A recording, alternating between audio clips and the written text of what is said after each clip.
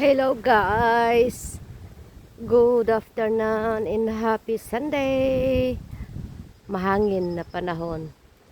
Kita nyo yung nakabikangkang na yung tent ng ating kapitbahay. Ayun, oh.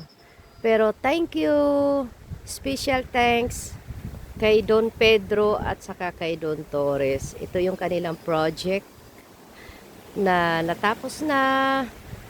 Ito yung ating after. Ayan. So, ito kulang na lang ang paglilinis natin nito. Dito na lang ang kalat. So, tapon na natin sa basurahan. So, thank you so much sa dalawang mga dondon, no? Ito na yung ating finished product. Papatagin na lang tong lupa. So, ito. So, ayan. So, ligpit na lang tayo rito. Tapon na lang. Tapos, ipakita ko sa inyo yung aking mais plantation. Ito. May umapak sa aking mais. So, 3 days old pa lang to dito na nasa lupa. Pero, in 2 weeks, malalaki na to. So, ito lang. No?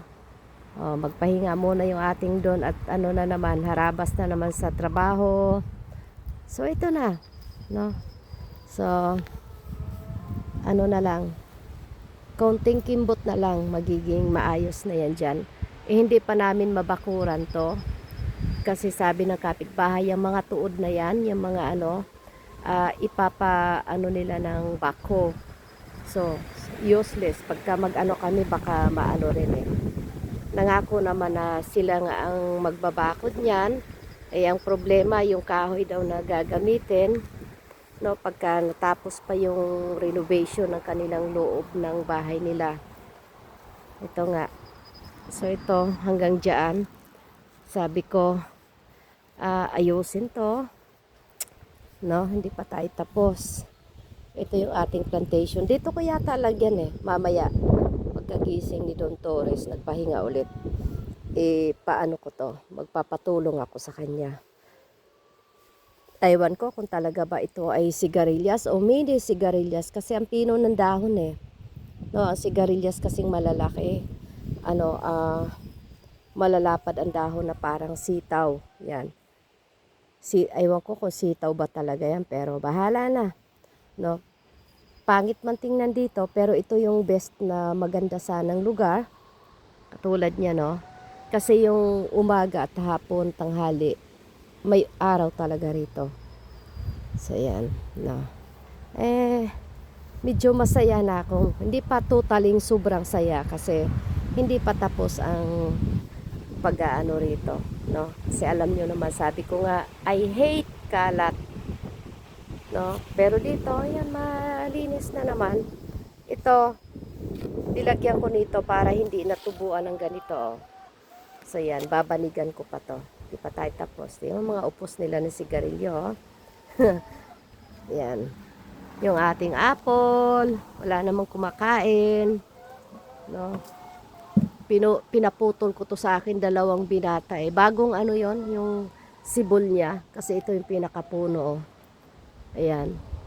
Siya eh, yung pagkaginapangan ng mga snail, yung mga kuhol, o kaya yung hubad din kuhol. So, yon ang nangyayari. Oh, pero gumanda na mga bunga nito eh. Ayan yung lintik na brombeer na yan, oh. Yan ang nakakainis. Kaya dito, hindi mo na makita to dahil ginapangan. Yun nga sinasabi ko, yung nakasubaybay sa akin eh. No? Ito ay isang kagubatan ito. Gubat ang lugar na to, hindi na nga makita tong kubo na to eh. No, pati sa loob niyan, maraming brombeer. Hanggang dito, pati yan. Hindi mo makita yung na yan dahil puro talaga kung sa Bisaya pa, Kalasangan. No? Kung sa Katagalugan ay kagubatan. So, yun nga sinasabi ko, sa paunti-unti, saan pa patutungo, magiging maayos din. So, ito. Tango yung pinagsunugan ko ng mga tuod kahapon, oh. Binuhusan ko yan ng tubig kagabi at tinakpan ko ng mga ganito. So, ngayon, hinukay ko yung ilalim. Mayroon pa ding yan, oh. Kasi mayroong napakalaking tuod Yan, nahinukay nila kahapon. So ito, hindi pa tapos, hindi pa natunaw. So yan, so, sarap lang mag-ikot-ikot, ano, pagka maayos. Kasi nga ito yung lugar na to, hindi to maganda noon. Kahit yung mga walang damo rito eh. No? So, thank you din kay Dennis. Yan. So, salamat sa mga, yan, sa may mga nagawa rito sa ating ah, kaharian. So, uti-uti akong magliligpit. No? Masarap na yung kumilos kasi kahit maaraw, mahangin. So, hindi siya, so, dahan-dahan. So, kanina pa ako nag-ano rito. Pero, yan, upo muna ako. Tapos, mamaya, ano na naman tayo. No, upo, trabaho, upo, trabaho. Akala mo trabaho talaga. Yan, parang akala mo pansit, oh. Yan yung mga gumagapang na ano. So, ito, maganda at umuulan araw-araw. No? Ayan, may maraming dahon na ano. Next year, ang project nito, ipaputol ko tong mga puno na to, no, ng kalahati. Kasi masyado nang mataas. Yun. Masaya ako kasi nung wala ng puno rito, kawawa man siya, pero patuyo na o papatay na yung isang ano doon. Ang problema kasi lahat na dahon nandito.